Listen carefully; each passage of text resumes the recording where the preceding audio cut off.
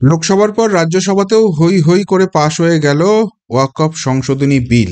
এবার শুধু রাষ্ট্রপতির কাছে পাঠানোর অপেক্ষা এবং তিনি সই করলেই সেটা আইনে পরিণত হয়ে যাবে। কিন্তু এটা বড় কথা নয়, বড় কথা যেটা হচ্ছে সেটা হচ্ছে এই বিল পাশ হওয়ার ফলে জোড়া জোড়া ঝামেলা শুরু হয়ে গেল তৃণমূল কংগ্রেসের জন্য। কেন জোড়া ঝামেলা হয়ে গেল যদি সেটা বুঝতে হয়, তাহলে লোকসভা এবং রাজ্যসভায় যখন বিল পাশ হলো, কি অঙ্কে পাশ হলো সেইটা জানাটা খুব দরকার। দেখুন, লোকসভাতে যে ফলাফলটা হয়েছিল সেখানে এনডিএর তরফে 288 ভোট পড়েছিল এবং ইন্ডি মানে যারা বিরোধিতা করছিল তাদের তরফে 231 ভোট পড়েছিল।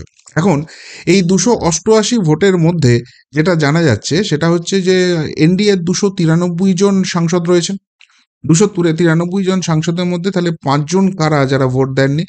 5 জনের মধ্যে প্রথম জন যিনি হলেন তিনি হলেন দেশের প্রধানমন্ত্রী নরেন্দ্র মোদী। কেননা তিনি তখন বিদেশ সফরে আছেন এবং সেই কারণে ওয়াকফ বিলের এরকম ঐতিহাসিক বিল আলোচনা করছে, প্রধানমন্ত্রী বাইরে আছেন এবং সেটা আরামসে পাশ হয়ে যাচ্ছে। কতখানি সরকারের উপর, দলের উপর, নিজের এনডিএ জোটের উপর একটা দখল থাকলে এটা হওয়া সম্ভব, সেটা একটা জায়গা। যাক, একটা ভোট সেখানে। 2 নম্বর ভোট যেটা পড়েনি সেটা হচ্ছে স্পিকারের ভোট। কেননা স্পিকার একমাত্র তখনই ভোট দিতে পারেন যখন টাই হয়ে যায়, তখন তার ওটা ডিসাইডিং ভোটটা পড়ে। তার আগে অবধি তার ভোটিং ক্ষমতা থাকে না। 2টো ভোট সেখানে গেল। কঙ্গনা রানাওয়াত এবং হেমা মালিনী, 2 অভিনেত্রী সাংসদ বিজেপির, তারা উপস্থিত ছিলেন না। এবং একজন বয়স্ক সাংসদ যিনি আগেই জানিয়েছিলেন যে অসুস্থতার কারণে তিনি সেখানে উপস্থিত থাকতে পারবেন না। এই 5টি ভোট পড়েনি। অর্থাৎ এনডিএ জোটের বাকি ভোট কিন্তু ইনট্যাক্ট আছে। এবার রাজ্যসভার অঙ্কটা, রাজ্যসভাতে পাশ হলো 128-95 ভোটে। 128 ভোট কি করে হলো? বিজেপির 98টা ভোট রয়েছে, সাংসদ রয়েছে রাজ্যসভাতে, এবং এনডিএ জোটের 115 জন রয়েছে। এর বাইরে 6 জন রয়েছেন রাষ্ট্রপতি মনোনীত সাংসদ, মানে বেসিক্যালি তারা বিজেপিকেই সাপোর্ট করবেন এটা বোঝাই যাচ্ছে। ফলে সেই 6টা ভোটও যদি পড়ে 121-এ যাওয়ার কথা, কিন্তু পেল 128, মানে 7টা অতিরিক্ত ভোট পড়েছে। এই 7টা কাতে বেসিক্যালি বিজু জনতা দল, যারা এতদিন বলছিল যে ওয়াকফ বিলের তারা বিরোধিতা করবে, কিন্তু কালকে তারা কোনো রকম হুইপ জারি করেনি। নবীন পট্টনায়ক বলে দিয়েছিলেন যে বিবেকের ডাকে তোমরা ভোট দিও, তোমাদের যেটা বিবেক বলবে সেটা ভোট দিও। তো তাদের বিবেকের ডাক বলেছে নরেন্দ্র মোদীর সঙ্গেই থাকা উচিত, এনডিএর সঙ্গেই থাকা উচিত, এবং সেই দিকেই ভোটটা হয়েছে। ফলে 128টা ভোট গেছে, 95টা ভোট বিরোধীরা পেয়েছে। এবার এটা কেন সমস্যার জায়গা হচ্ছে, তার কারণ হচ্ছে এই যে ওয়াকফ বিলটা ছিল, এই বিলটাই কিন্তু নরেন্দ্র মোদী সরকারের জন্য সব থেকে চ্যালেঞ্জিং ছিল। কেননা 240টা তাদের নিজস্ব সাংসদ রয়েছে লোকসভাতে এবং 98 জন রাজ্যসভাতে। তাদের অনেকটাই ডিপেন্ড করতে হচ্ছিল শরিক দলগুলোর উপরে, 272-এর উপরে নিয়ে যেতে হবে। এবং সেই শরিক দলের মধ্যে সব থেকে যেটা প্রবলেম ছিল সেটা হচ্ছে চন্দ্রবাবু নাইডু এবং নীতিশ কুমারকে নিয়ে। নীতিশ কুমারকে নিয়ে তো আরও বেশি প্রবলেম আছে, কেননা বিহারেই আগামী দিনে নির্বাচন আসছে এবং নীতিশ কুমারের যে ভোট ব্যাংক রয়েছে সেখানে কিন্তু মুসলিম ভোট ব্যাংকটা একটা বড় অংশ রয়েছে। ফলে নীতিশ কুমার যদি এই ওয়াকফ সংশোধনী বিলে সমর্থন করেন, তাহলে তার কাছে যে সংখ্যালঘু ভোটটা আছে সেটা ভেঙে যেতে পারে, এই একটা কিন্তু টেনশন ছিল। এবং সেটা বাস্তবিক, সেটা দেখা যাচ্ছে যে এই বিলে নীতিশ কুমার সমর্থন করার পরই তার দলের দাপুটে সংখ্যালঘু যেসব নেতা বিধায়ক রয়েছেন তারা কিন্তু একে একে দল ছাড়তে শুরু করে দিয়েছেন ইতিমধ্যেই। কারণ তারাও বুঝেছেন যে এই সংখ্যালঘু সম্প্রদায়ের ভোটটা তারা এখনই পাবেন না, এই ভোটটা তাদের হাত থেকে গেল। ফলে নীতিশ কুমারের সঙ্গে থাকাটা সেফ নয়। আর এই অঙ্কটা যদি তার দলের বিধায়ক নেতারা বুঝতে পারেন, নীতিশ কুমার নিজে বুঝতে পারছেন না। তার ফলে এই যে সংখ্যালঘু ভোটটা রাখার জায়গা রয়েছে, এই জায়গা থেকে নীতিশ কুমার কিন্তু অপোজ করার জায়গায় ছিলেন, কিন্তু শেষ পর্যন্ত দেখা গেল যে কোনো অপোজ হয়নি। নীতিশ কুমারের দলের সমস্ত ভোট, 12টা সাংসদের ভোটই কিন্তু নরেন্দ্র মোদীর পক্ষে এসছে, ওয়াকফ বিলের পক্ষে এসছে। অন্যদিকে চন্দ্রবাবু নাইডু, তিনি অন্ধ্রপ্রদেশের মুখ্যমন্ত্রী। অন্ধ্রপ্রদেশের রাজনীতির ক্ষেত্রেও কিন্তু সংখ্যালঘু ভোটটা একটা অত্যন্ত অত্যন্ত গুরুত্বপূর্ণ ফ্যাক্টর, যে কারণে চন্দ্রবাবু নাইডুকে ইফতারে যেতে হয় এবং সেখানে গিয়ে তাকে ঘোষণা করতে হয় যে সংখ্যালঘু সম্প্রদায়ের যাতে কোনো রকম কোনো কিছু অসুবিধা না হয়, সেই জন্য ওয়াকফ বিলে সেই ধরনের সিদ্ধান্তই তারা নেবেন। অর্থাৎ অনেকেই তখন মনে করছিলেন এই চন্দ্রবাবু নাইডু তিনি উল্টো দিকে ভোটটা দিতে পারেন। কারণ যদি তিনি এই ওয়াকফ সংশোধনী যে বিল রয়েছে সেখানে তিনি যদি ভোটটা দিয়ে দেন, তাহলে তার ওই সংখ্যালঘু ভোটটা দিতে পারে। ফলে এইটাই সব থেকে চ্যালেঞ্জিং ছিল যে ওয়াকফ সংশোধনী বিল, ঐতিহাসিক বিল, সেখানে 2 মূল শরিক টিডিপি এবং জেডিইউ, তারা নরেন্দ্র মোদী সরকারকে সমর্থন করতে পারবে না, এনডিএকে সমর্থন করতে পারবে না। কিন্তু বাস্তবিক চিত্র কি দেখা গেল, সত্যিই তারা সমর্থনটা করে দিলেন।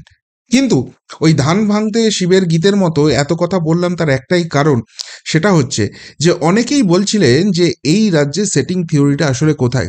সেটিং থিওরিটা হচ্ছে, যেহেতু নরেন্দ্র মোদীর হাতে পূর্ণ সংখ্যা গরিষ্ঠতা নেই এবং যে দুই শরিকের উপর তাকে বিশ্বাস আস্থা রেখে চলতে হচ্ছে, তারা যে কোনো মুহূর্তে উল্টো দিকে পাল্টি খেতে পারেন, সেই রিস্কের জায়গা থেকে এখানে মমতা সরকারকে, তৃণমূল কংগ্রেসকে নরেন্দ্র মোদী কিছুতেই ঘাঁটাতে চান না। কেন ঘাঁটাতে চান না?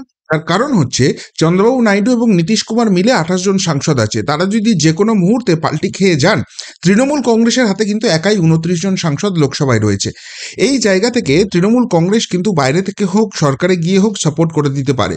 আর এই সাপোর্টটার জন্যই নরেন্দ্র মোদী, অমিত শাহরা তৃণমূল কংগ্রেসের প্রতি একটা নরম মনোভাব নিয়ে চলছেন। তারা সম্পর্কটা বিগড়তে চাইছেন না, কেননা বাংলায় যা হচ্ছে হোক, বাঙালি চুলোই যাক, আলটিমেটলি তাদের 5 বছর সরকারটা চালাতে হবে। এই মানসিকতা নিয়ে তারা কিন্তু এখানে তৃণমূল কংগ্রেসের বিরুদ্ধে অল আউট অ্যাটাকে যাচ্ছেন না, একটা ছায়াযুদ্ধ চালিয়ে যাচ্ছেন, কিন্তু ভেতরে ভেতরে যে সেটিংয়ের জায়গাটা, সেই সেটিংয়ের জায়গাটা এটাই। কিন্তু কি বাস্তবিক দেখা গেল, রাজ্যসভা লোকসভা দু জায়গাতেই তৃণমূল কংগ্রেস তীব্র বিরোধিতা করলো ওয়াকফ সংশোধনী বিলের এবং এগেনস্টে ভোট দিল। তারপরেও কিন্তু দু জায়গাতে ড্যাং ড্যাং করে পাশ করে গেল। যে দুই শরিক সংখ্যালঘু ইকুয়েশনে এই বিলে অপোজ করতে পারতেন, তারাও কিন্তু নরেন্দ্র মোদীকেই সমর্থন করলেন। তাহলে আগামী দিনে যে বিলগুলো আসবে, সেখানে তৃণমূল কংগ্রেসের কোনো রকম কোনো সমর্থনের দরকার আছে? তাহলে কি সেটিং থিওরিটা কোনো রকম কিছু টেকে? এই জায়গাটাই হচ্ছে প্রথম ধাক্কা। এবং আরেকটা মজার ব্যাপার দেখুন, নরেন্দ্র মোদী সরকার আগের দুটো টার্মে যতখানি অ্যাগ্রেশন দেখিয়েছেন, যতখানি অ্যাগ্রেসিভ ছিলেন লোকসভা এবং রাজ্যসভায়, এই থার্ড টার্মে এসে পূর্ণ সংখ্যাগরিষ্ঠতা নেই, তা সত্ত্বেও কিন্তু আরো বেশি অ্যাগ্রেশন দেখাচ্ছেন। কেন দেখাচ্ছেন? কেননা নরেন্দ্র মোদী সরকার কার্যত বিরোধীদের চ্যালেঞ্জ করছেন যে, পারলে আমার সরকারটাকে ফেলে দাও, তোমাদের ম্যাক্সিমাম ক্ষমতা আছে তোমাদের সরকারটাকে ফেলে দেওয়ার, কিন্তু সরকার ফেলে দেওয়াটা কোনো ব্যাপার নয়, সরকারটা তৈরি করাটা ব্যাপার। আমাদের সরকার যদি তোমরা ফেলে দাও, এনডিএ সরকার যদি ফেলে দাও, তারপর তো তার পাল্টা একটা ইন্ডির সরকার তৈরি করতে হবে। তোমরা তোমাদের যে জোট শরিকরা রয়েছে, তাদের সবাইকে নিয়ে ইকুয়েশন মেনে চালাতে পারবে তো? সবাই তো দাবি করবে আমরা প্রধানমন্ত্রী হব, আমরা প্রধানমন্ত্রী হব, কেউ কাউকে মানবে না। ফলে সরকার তোমরা তৈরি করতে পারবে না। আর সরকার যদি তৈরি করতে না পারো, আমাদের সরকার ফেলে দিয়েছো, আমাদের শরিক ভাঙিয়ে নিয়েছো, আর নিজেরাও সরকার তৈরি করতে পারোনি, তাহলে মিড টার্ম পোল হবে। আর মিড টার্ম পোল হলে 2024-এ মানুষ যে ভুলটা করেছিল, সেই ভুলটা আর করবে না। আরো দ্বিগুণ সংখ্যক আসন, ওই আপকি বার 400 পার, নরেন্দ্র মোদীকেই সারা দেশের মানুষ করে দেবে। সেই জায়গাটা তারা খুব ভালো করে জানেন। ফলে তৃণমূলের উপর কোনো রকম কোনো ডিপেন্ডেন্সি নেই, সেখানে সেটিংয়ের কোনো ব্যাপার নেই। আর সেই কারণেই দেখুন কিভাবে ওয়াকফ বিল যখন পাশ হয়ে গেল, পাশ হওয়ার সময় লোকসভা এবং রাজ্যসভায় তৃণমূলকে অ্যাটাক করেছে বিজেপি, এবং পরেও সর্বভারতীয় স্তর থেকে মমতা বন্দ্যোপাধ্যায় এবং তার দলকে এক্সপোজ করা শুরু হয়েছে। অর্থাৎ ওই সেটিং থিওরি দিয়ে বাংলার মানুষকে গুলিয়ে দেওয়ার যে রাজনীতি চলছিল তৃণমূল কংগ্রেসের সৌজন্যে এবং তাদের দুই শরিক বামফ্রন্ট এবং কংগ্রেস, যেটা ইন্ডি জোটের শরিক, তাদের সৌজন্যে, সেই জায়গাটা কিন্তু পুরোপুরি এস্টাবলিশ আর করতে পারবে না। আর এই জায়গাটা যদি ভেঙে যায়, নরেন্দ্র মোদী সরকার যদি সত্যিই এই তৃণমূলের বিরুদ্ধে কড়া থেকে কড়া পদক্ষেপ নেয়, আদালতের রায়গুলো যদি পরপর আসতে শুরু করে, গঙ্গায় ভেসে যাবে সেটিং থিওরি। আর তাহলে 26-এর অঙ্ক কিন্তু অনেক এদিক ওদিক হয়ে যাবে। এটা গেল বড় ধাক্কা নাম্বার 1। বড় ধাক্কা নাম্বার 2, তৃণমূল কংগ্রেস এই রাজ্যে সংখ্যালঘু সম্প্রদায়ের ভোটটাকে নিজেদের ডিভিডেন্ড ভোট ব্যাংক বানিয়ে নিয়েছে। কি করে বানিয়ে নিয়েছে? তারা একটা প্রচারই করে যে এই রাজ্যে সংখ্যালঘুদের মসিয়া হয়ে যদি কেউ কাজ করে, তাদের স্বার্থ যদি কেউ রক্ষা করতে পারে, সেটা হচ্ছে তৃণমূল কংগ্রেস। এবং সংখ্যালঘু সমাজও সেটা বিশ্বাস করে, এবং সেই জন্যই তৃণমূল কংগ্রেসকে 2 হাত ভরে ভোট দিচ্ছে। কিন্তু বাস্তবিকে কি হচ্ছে? নরেন্দ্র মোদী সরকার যে বিলগুলো পাশ করাতে চাইছে, সেই বিলগুলো কিন্তু পাশ করিয়ে নিচ্ছে, এবং একটা জায়গাতেও তৃণমূল কংগ্রেস সেটাকে আটকাতে পারছে না।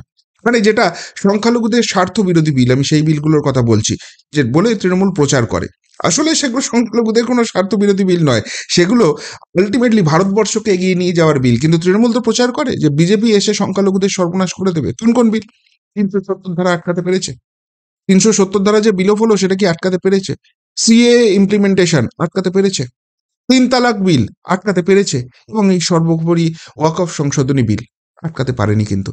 ফলে তৃণমূল কংগ্রেস আমাদের মসিহা, তৃণমূল কংগ্রেস আমাদের বাঁচাবে, তৃণমূল কংগ্রেস থাকলে আমরা থাকবো, এই যে মিথ, এটা কিন্তু ভেঙে চুরে টুকরো টুকরো হয়ে যাচ্ছে।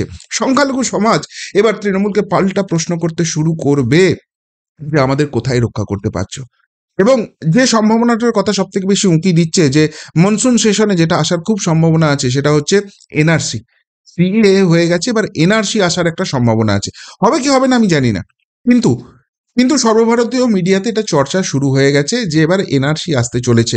এবং বাংলাদেশ পরবর্তী পরিস্থিতিতে যেভাবে একের পর এক ছবি পশ্চিমবঙ্গ থেকে উঠে আসছে, বা সব থেকে বড় কথা এই এপিক কার্ড ইস্যু নিয়ে যেভাবে ইস্যু তোলা হচ্ছে, যেখানে বিজেপি বলছে যে প্রায় 17 লক্ষ ভুয়ো ভোটার রয়েছে যারা রোহিঙ্গা, যারা অবৈধ বাংলাদেশি, সেইটাকে কিন্তু এক্সপোজ করার দরকার আছে। এবং বিজেপিও লোকসভাতে দাঁড়িয়ে, রাজ্যসভাতে দাঁড়িয়ে, খোদ অমিত শাহ বলছেন যে প্রত্যেক জায়গা থেকে যে ভুয়ো বাংলাদেশিগুলোকে ধরা হচ্ছে, তাদের আধার কার্ড বলুন, রেশন কার্ড বলুন, প্যান কার্ড বলুন, ভোটার কার্ড বলুন, সমস্ত কিছু পশ্চিমবঙ্গের পাওয়া যাচ্ছে। পশ্চিমবঙ্গ এখন এই অবৈধ অনুপ্রবেশকারীদের আশ্রয় হয়ে গেছে। এই জায়গাটাকে সঠিক করতে হবে। এবং রিসেন্টলি আপনাদের নিশ্চয়ই মাথায় থাকবে, অজিত ডোভালজি তিনি এসে পশ্চিমবঙ্গ কিন্তু ভিজিট করে গেছেন। লাস্ট কবে ভারতের এনএসে পশ্চিমবঙ্গ এসে ভিজিট করে গেছেন তার কিন্তু কোনো রেকর্ড পাওয়া যাচ্ছে না। অর্থাৎ অর্থাৎ আগামী দিনে সংখ্যালঘু সমাজের আমরা মসিহা, এই জায়গাটা বলার মতো জায়গায় কি তৃণমূল কংগ্রেস থাকবে? আর সংখ্যালঘুদের সেই আস্থা ভরসার জায়গাটা যদি একবার ভাঙতে শুরু করে, এই ভোট ব্যাংকটা কি তৃণমূল কংগ্রেস ধরে রাখতে পারবে?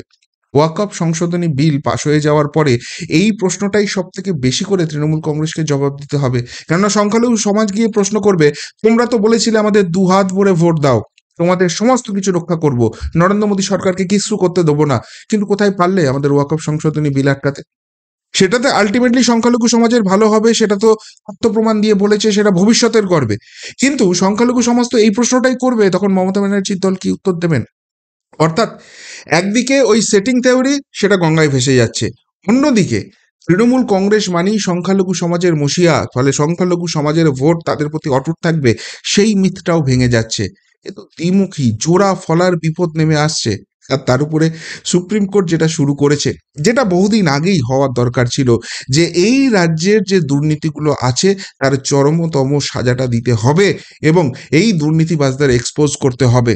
26,000 চাকরি গেছে, সেই নিয়ে একটা সামাজিক রাজনৈতিক অভিঘাত শুরু হয়ে গেছে এবং 8 তারিখে তার থেকেও গুরুত্বপূর্ণ মামলা রয়েছে, সেটা হচ্ছে মমতা বন্দ্যোপাধ্যায় সহ পুরো মন্ত্রিসভা, তাদের বিরুদ্ধে সিবিআই ইনভেস্টিগেশন হবে, তারাই করাপশনের সঙ্গে যুক্ত ছিল কিনা সেই নিয়ে সুপ্রিম কোর্ট ফয়সালা শোনাবে। আরও চাপ বাড়ছে।